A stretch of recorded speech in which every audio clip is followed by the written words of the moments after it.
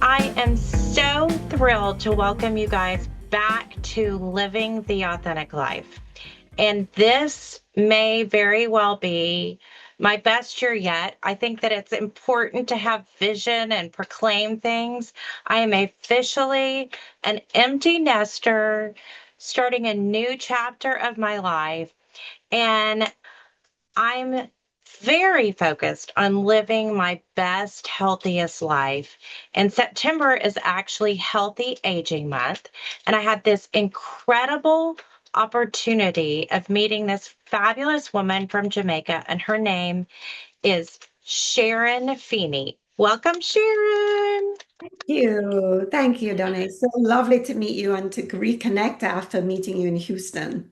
Yes, so she is much more than a yoga, Zen, meditation, health, food, fitness woman.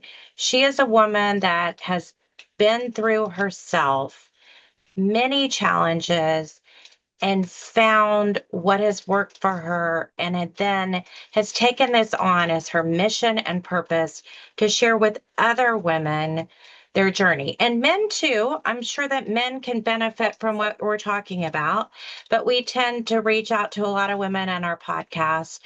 And I know that being 57 years old, I loved meeting you. You are 60 and embracing it and saying it. And people are like, I can't believe you tell people how old you are. But I think it's something to really champion, and how we age and how we grow and we embrace our wisdom, but then also embrace what we don't know. And I am on a mission to learn how to live the most fulfilled life. And I feel like you have so many tools, not just mantras, although the mantras help, you Yeah. have the tools. And today you're going to share legitimate steps that people can take to live their healthiest life. And they don't have to wait till 57 and 60. Absolutely not. Absolutely not. Remember, today is the youngest you'll ever be. So if you're 21, it's the youngest you'll ever be. If you're 60 like me, it's the youngest you'll ever be. So there's no good time to start thinking about these things because time goes so quickly, as you know. Yes. And what I loved is you. So I have shared with a lot of the people in my world that yoga has become such a part of my life. I think I've been practicing maybe 5 years, and regularly over the past few years. And when I don't do it, I feel really off balance, which I think is so funny. But when we in our minds are off balance, then our bodies are off balance. And I love that your approach is not just singular about workout. Although people can't see you, but your figure is covetable. Show us your arms, girl. Look at you. Look at this woman at 60 years old, and your mind is as strong as your body, because I know that from the way that you share from your heart. So, share a little bit with our followers as to how you came to this place and you broke barriers of this mindset that yoga was not something for mainstream.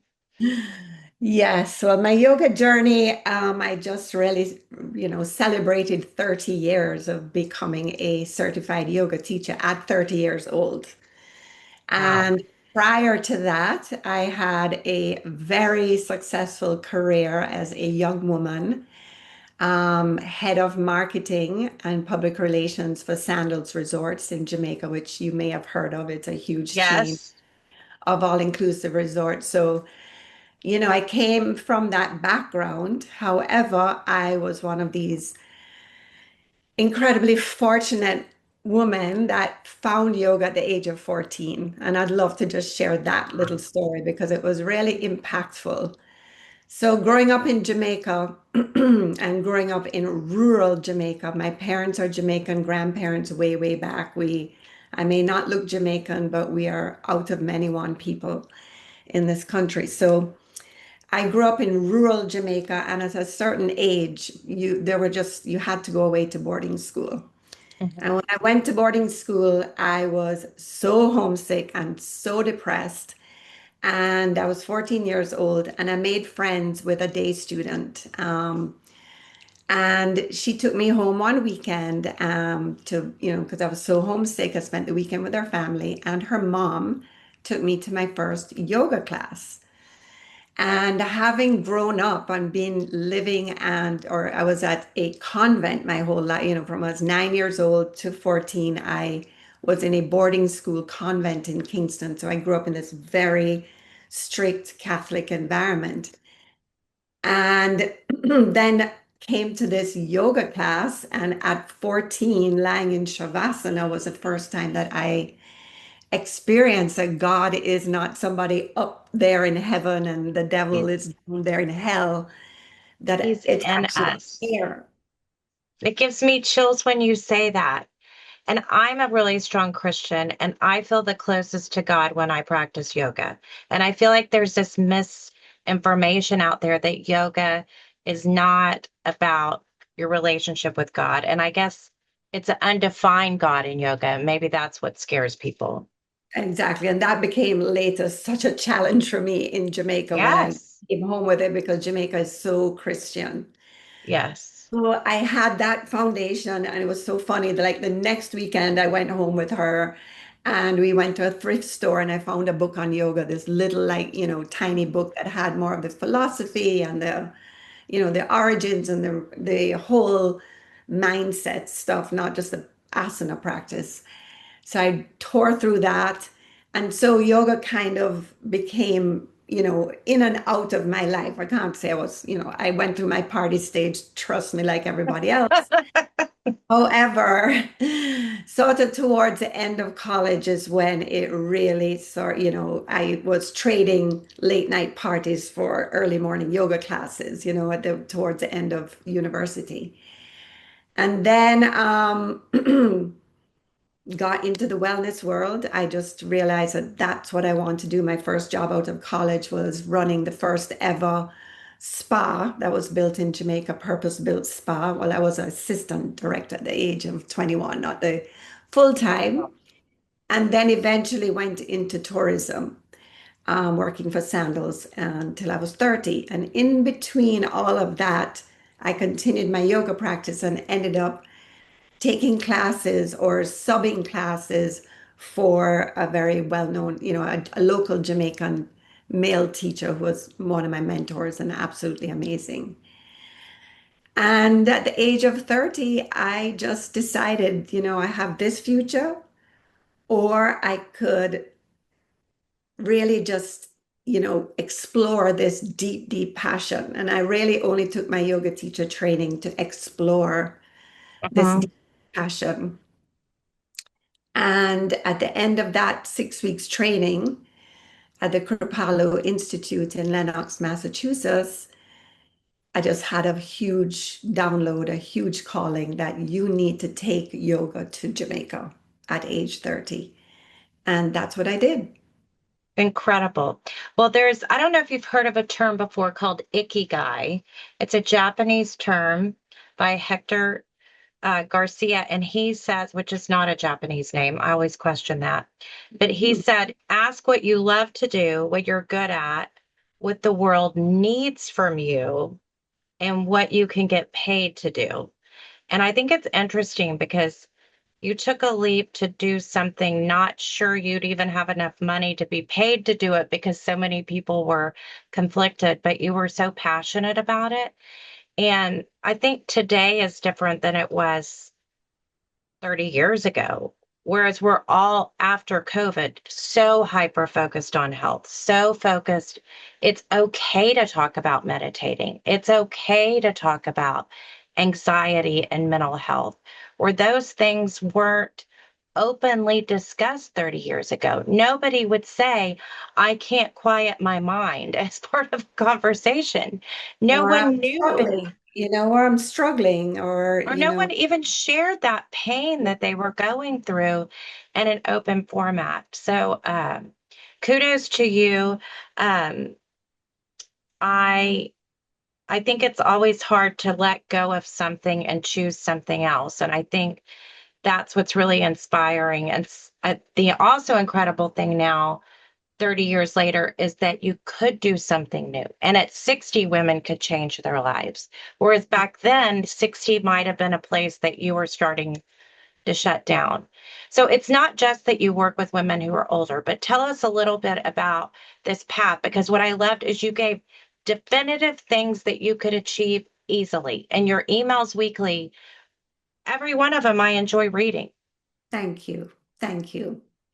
Tuesday Soul Food, little bites of information from the soul. I love it too. I love writing that email. Yes. The journey was definitely one that has lots of waves. And Yes. one of the great teachings of yoga is that life is just waves rising and falling. Sometimes we're at the top and we're just, in this amazing space. And in an instant, we can be, off the surfboard underneath a wave, like literally holding on for our breath. And so, what yoga has taught me, and what I've hoped that I've been able to share with others, is that yoga gives you this incredible tool to be able to ride the waves of life with equanimity, with a long-term view that this does not last forever. The great things don't last forever, and the most challenging things don't last forever. It's how you ride the wave along the way. And I think it's interesting because biblically, we're also not promised that everything is good. But there's this idea now, I think when we watch Instagram, that Oh, life should be happy and fulfilling every day.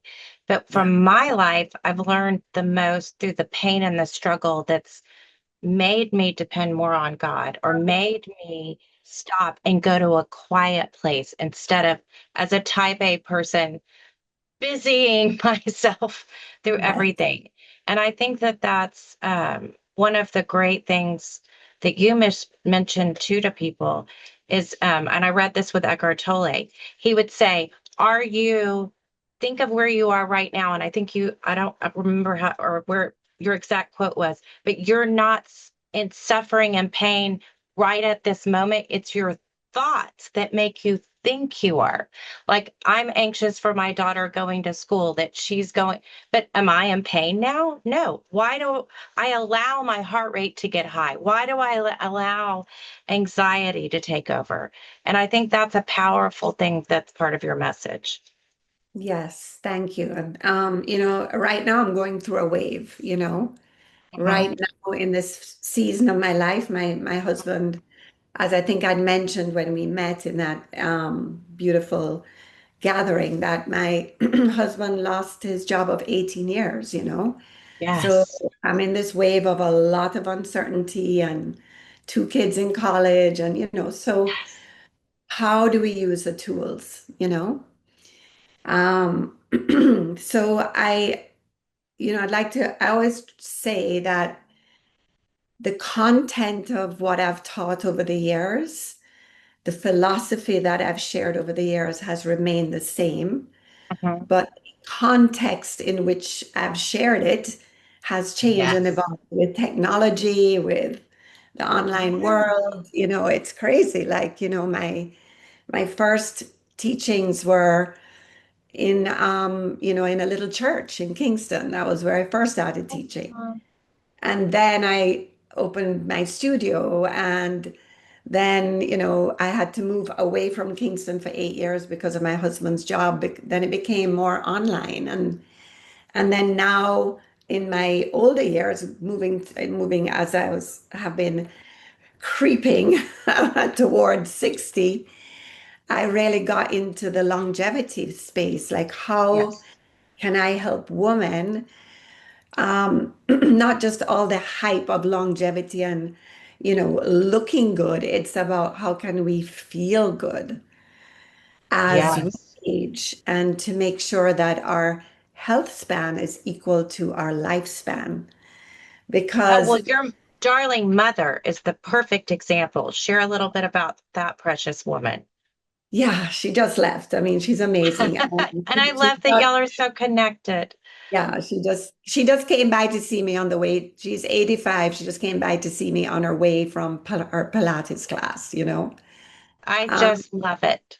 yeah, and she's super inspirational and has been that way for me all my life. We're so close, and I just, give thanks for her every single day, you know. But so the journey, when I'd love to share a little Mhm. bit just about the Yes, journey. please. So Yeah. just the same year I became a certified yoga teacher in 1995. Talk about full circle, leaving the corporate world. I also became an aromatherapist. That was my another passion of mine. And when I came back to Jamaica after taking a couple of years off after that corporate world, I was certified as a yoga teacher and an aromatherapist. And my dream was to create an aromatherapy line that was Caribbean based that I could sell to the gift shops in all the hotels. Because Mhm. having been in the hotel business and going into the gift shops and seeing all these things that said Jamaica in it, Yeah, you're but like, they don't need that. when they turn them upside down, they're made in China or made in India, just Yeah.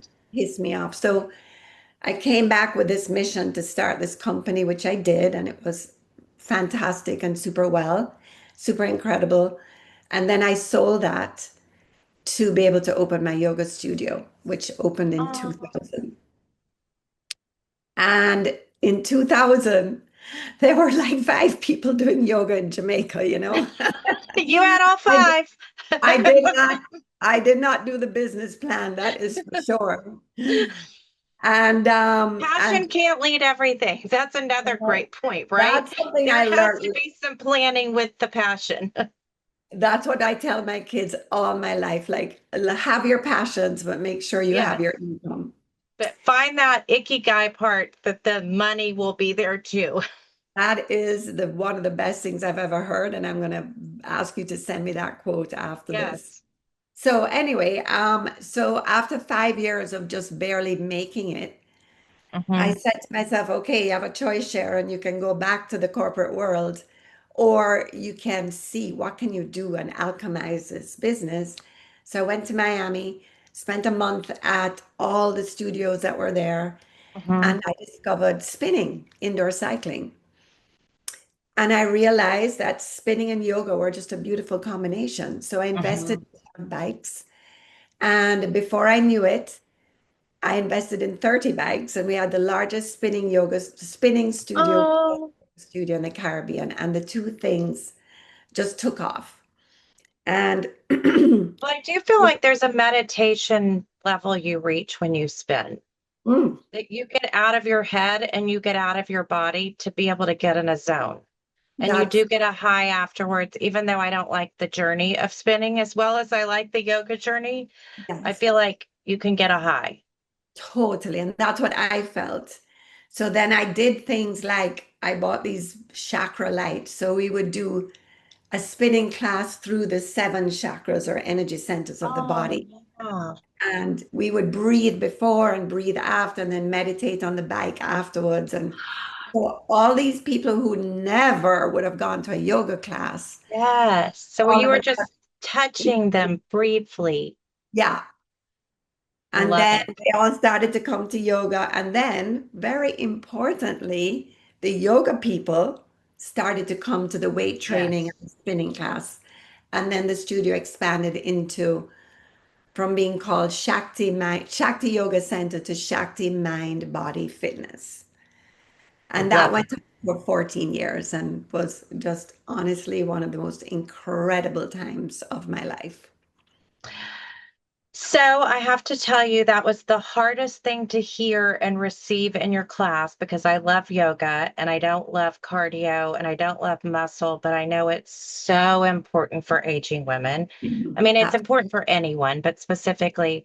So my daughter has taken me to solid core a couple of times, which has kicked my booty in a way that but let's talk a little bit about that because it is about a balance between them, and it's something that you've really researched. Yeah, absolutely. And I am so grateful for this because I never lifted a weight. weight training and yoga people were just like, you don't cross that. Opposites. Yeah. Yeah, you don't cross that line. That was not me Yeah. at all. I did cardio, but never weight training. And when I had my last child, my third child at 43, my gyno said, you cannot run and bike ride through this pregnancy. Okay. You need to be more, you can do your yoga. And I'm like, what else can I do? He goes, why don't you just start lifting light weights? And I'm like, what? Anyway, What? long story short, at 40 was the first time I ever picked up a dumbbell in my life. And I thought I was going to die. I am so grateful for that because that began my journey with weight training. Mhm. And, or else I would not have. And so, as the science of longevity has, evolved and exploded, the same way the science of nutrition has evolved and exploded. So Mhm. Mhm.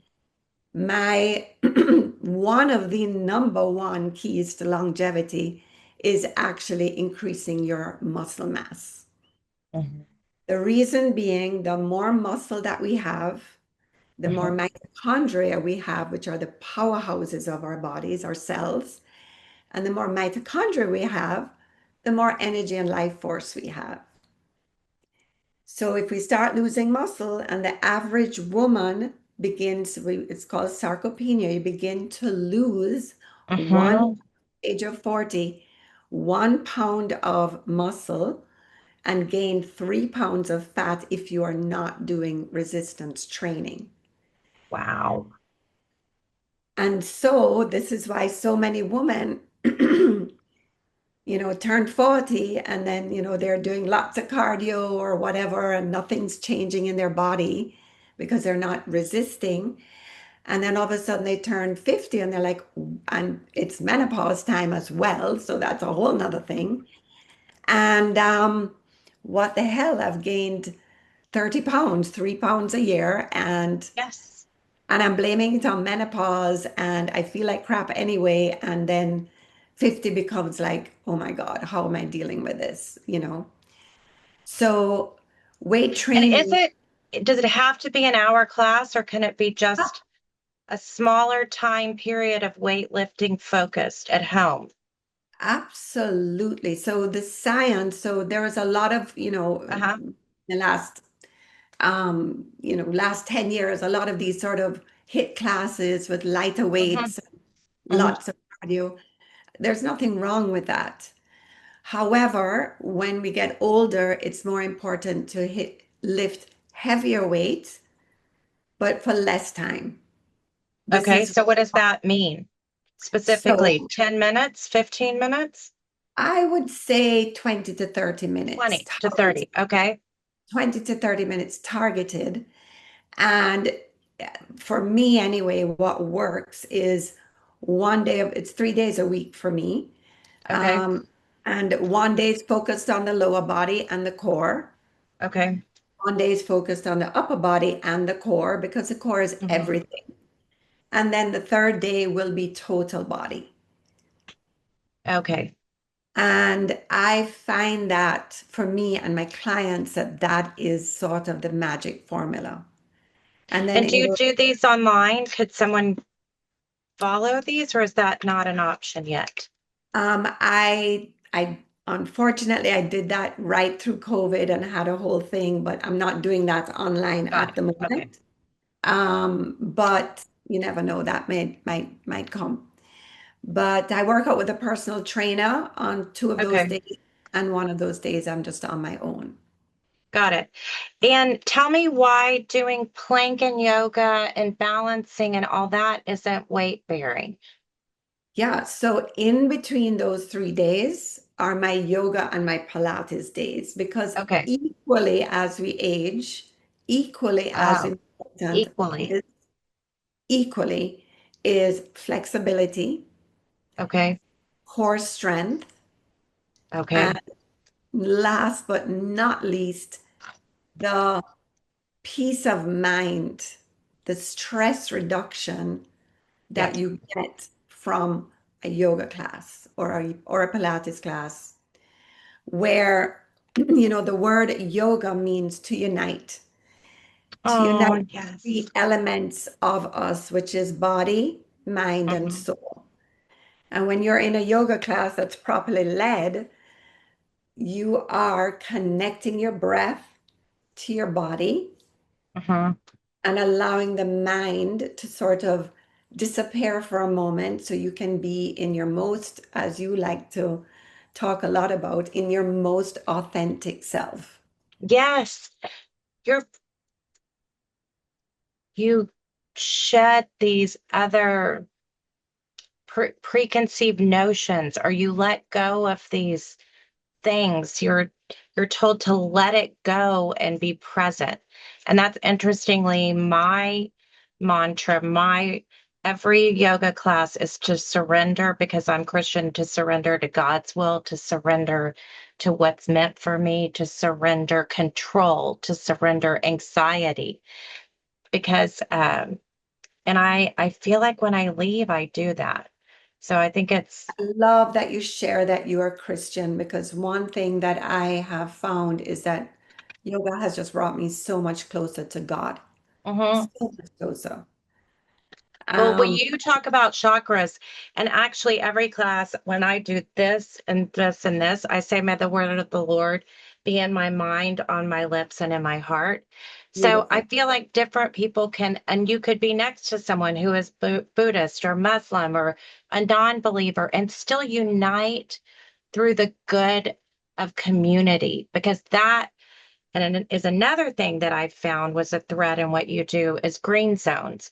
Everything you talk about are these factors that green zones talk about. The longest lived people live Yes, with community, meditation, healthy eating. We haven't even gotten to that yet. I've But gotten to yes, there's that. just so much research in different ways that back everything you said in the time that we met, that made me want to share your story with people. Because I feel like sometimes people need to hear it all these different ways to really absorb it and take it in, because it's overwhelming. You're like, Yes. okay, Oh, so now I got to go to yoga, I got to go to lifting, and I've got to do, it becomes like more anxiety.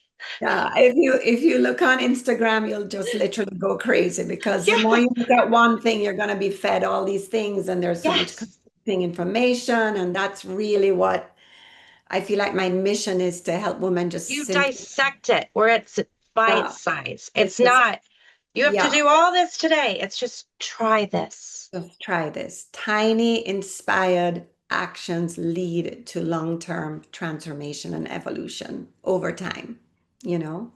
It becomes a habit. And I Yes. do want to get to food. That was Yeah. another really interesting thing. My mother and I are as close as your mother. And she was that close to her mother, as was I. And she is really lean. She does walk almost 10,000 steps a day. She says Wow. she's 40, but she might be twice that.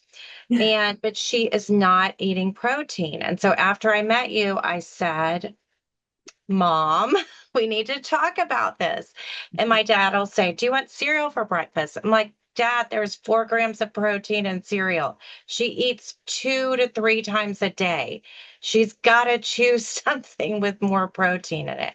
So let's talk a little bit about that, because I don't think women realize how much protein we need. And what a change it made to you. You were doing all these workouts and everything, but you still weren't feeling totally healthy because of food. Yeah, thank you so much for bringing that up. And I have the same problem with my mom.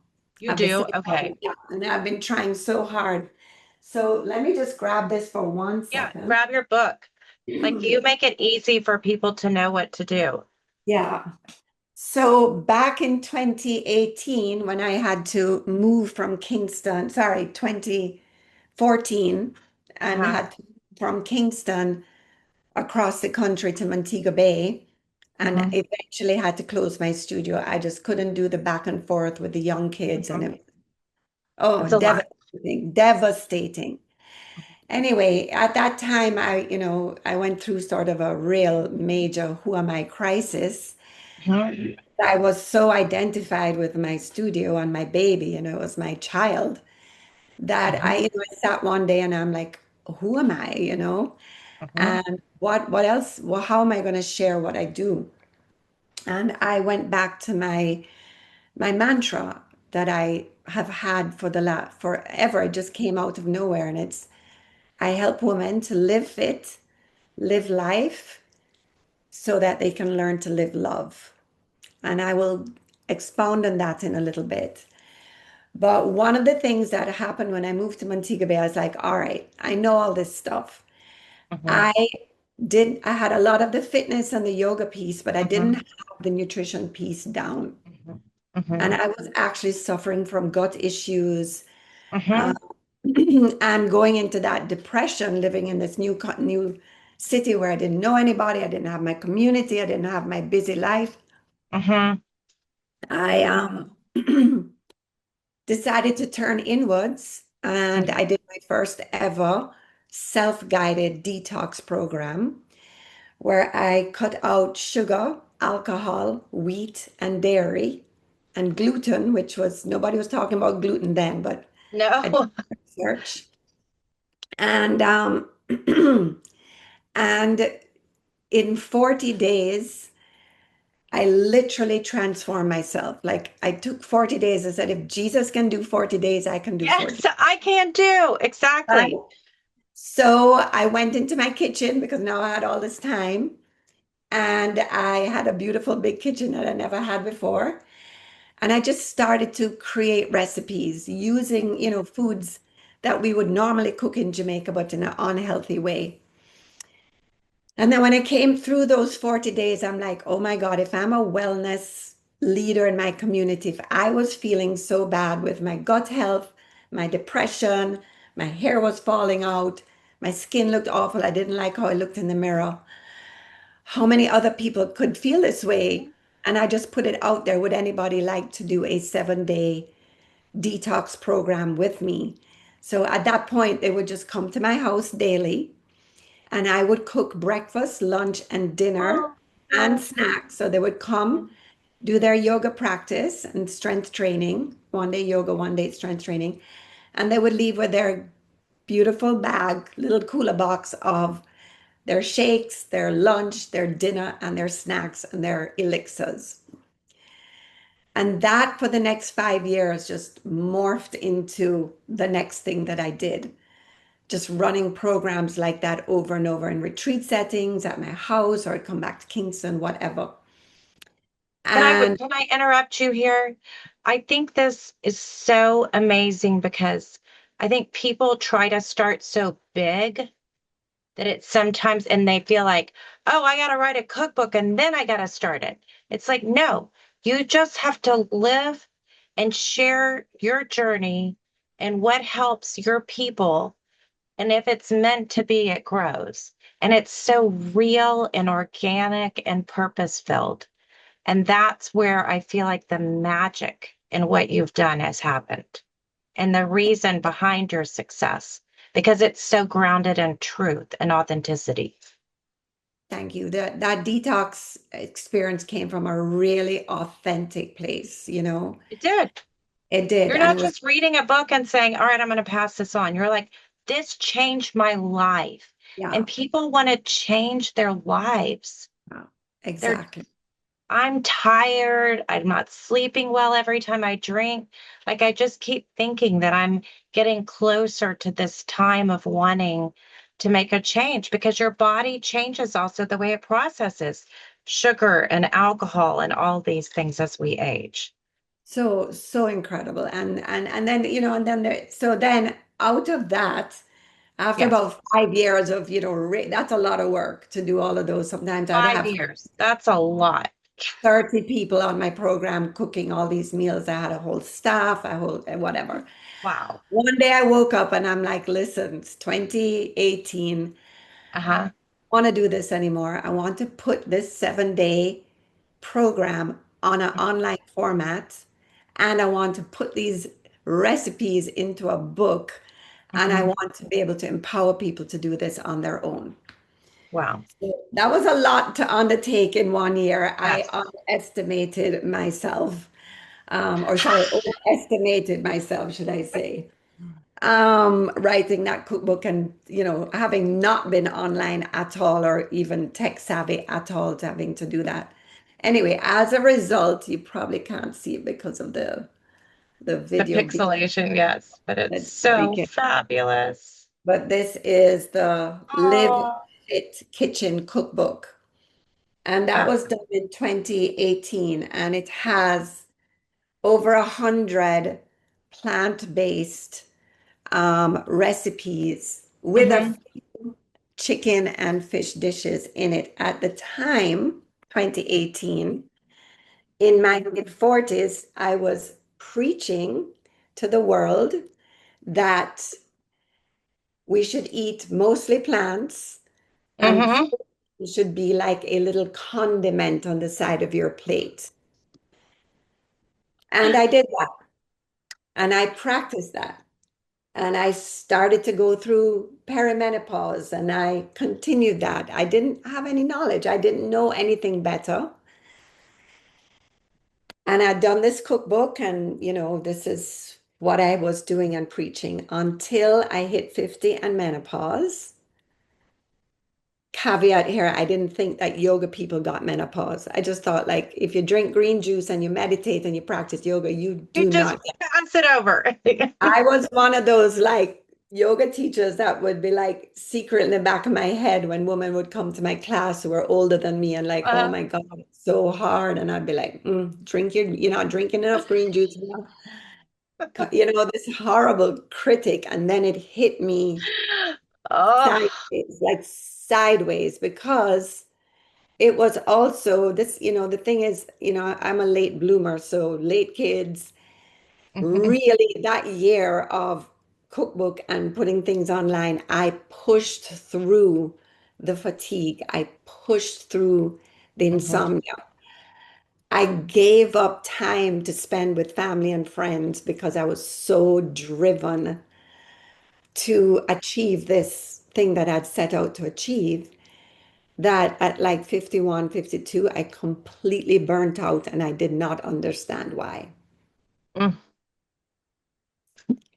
And I see it now being an elder. I see younger women in their 40s and 50s who are so bright and so smart, but don't have the education or the tools to understand what is physically happening in their bodies. mhm, And so moving into the nutrition piece, I literally at about 54, 50, actually, I went to a functional medical doctor, and the first thing he said to me is, "What blood type are you?" And I'm like, "I don't know." So he said, "Well, I can't treat you till I know your blood type." So I did it. It was O negative. And he looked at me and said, "So I hope you're eating animal protein at least 3 days a week." And I was like, I have, yeah. e- I didn't touch animal protein to, from I was 16 and only started eating chicken and fish when I had my first child at 34. So I was like, sorry. He's like, sorry, if you're not willing to do that, I can't work with you. And I'm like, sorry, can't work with you. Bye. But it stuck in my head. And I found Mhm, myself, I just couldn't get out of that mhm. where I wasn't feeling myself. A I was haze. It's a heaviness. brain fog, Yes.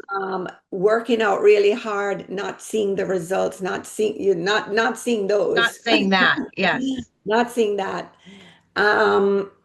The insomnia, the anxiety that started, all of these things.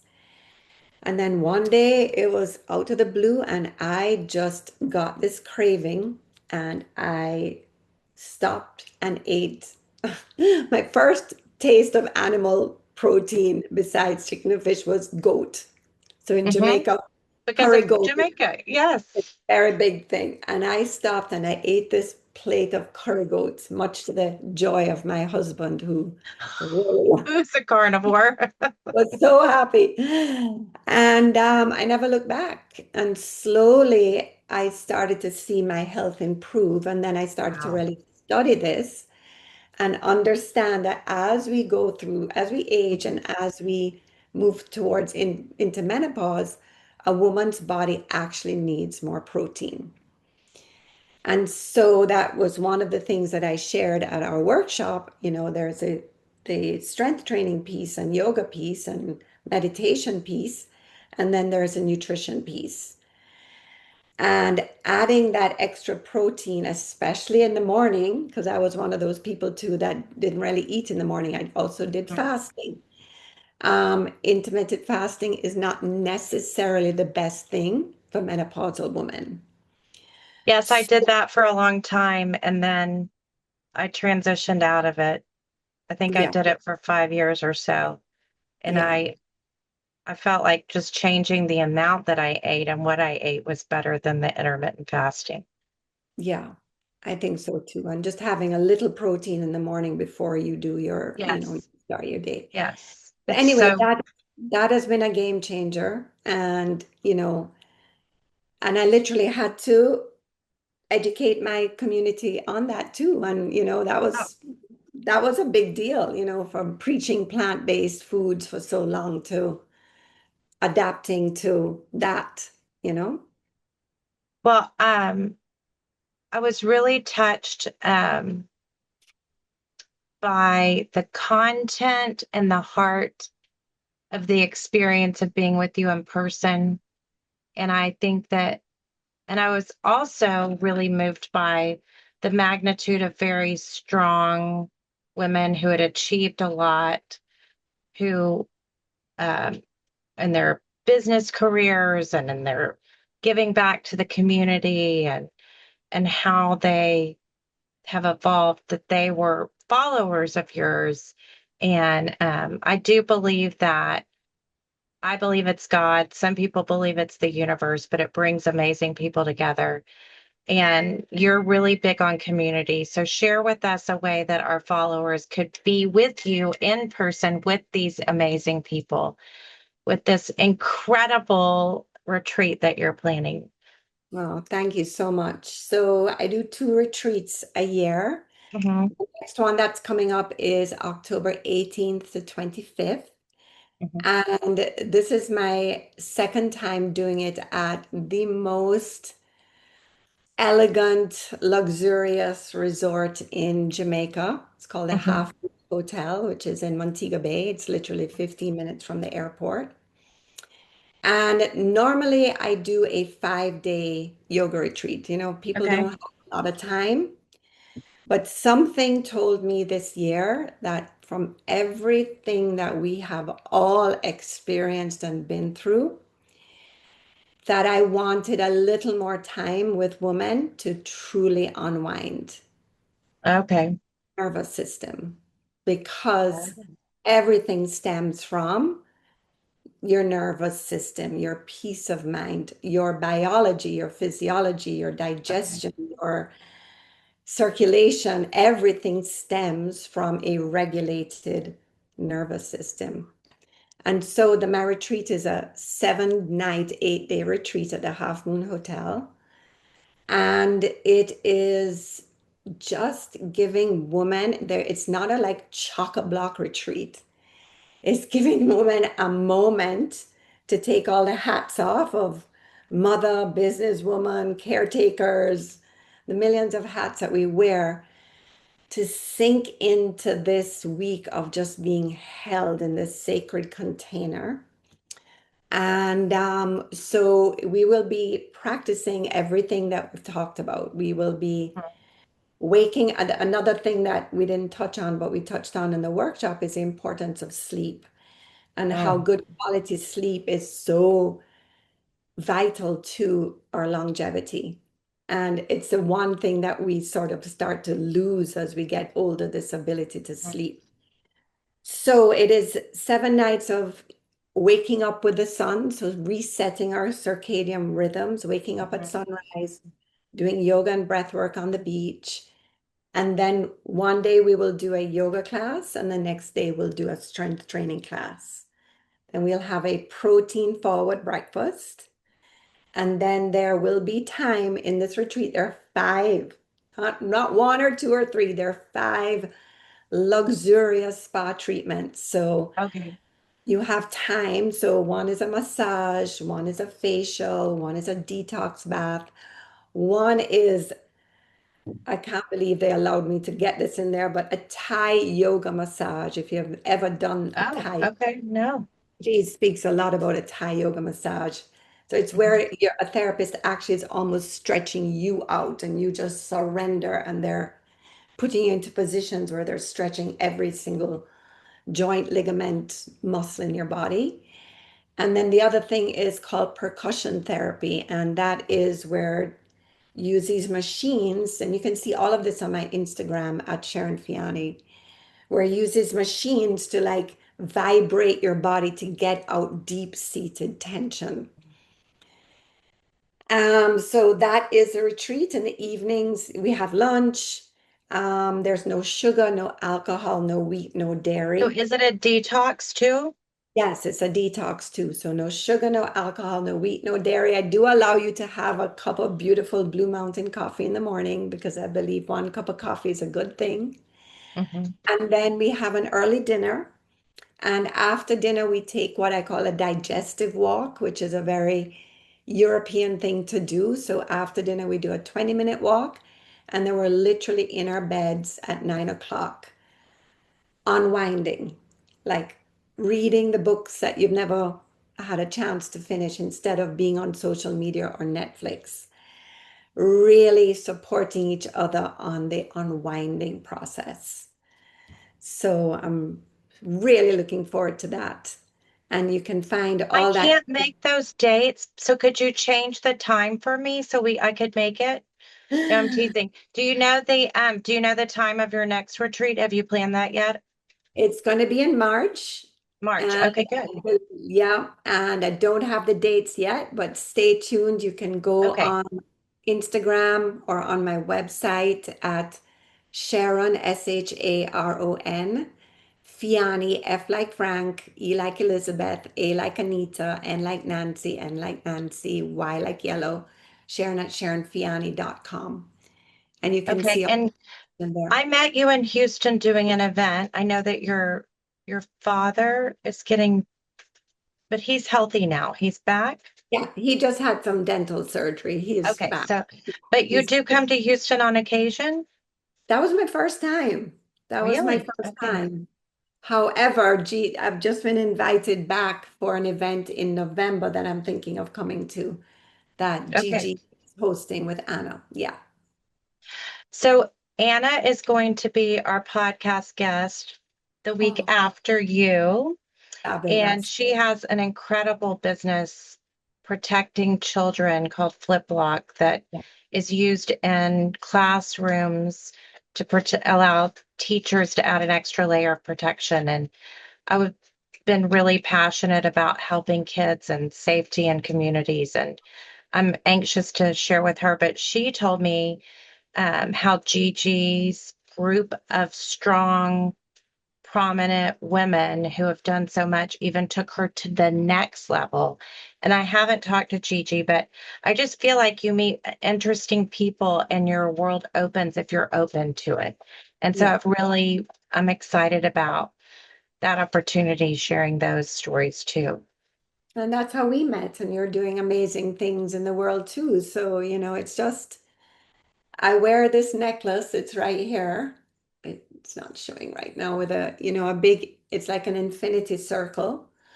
And I say to my kids all the time, be kind to every single human that you meet because life is one big circle and we're all interconnected. And at some point, people are going to move in and out of your life and reconnect with you. So make sure that we're all, as kind and as open and as generous as possible.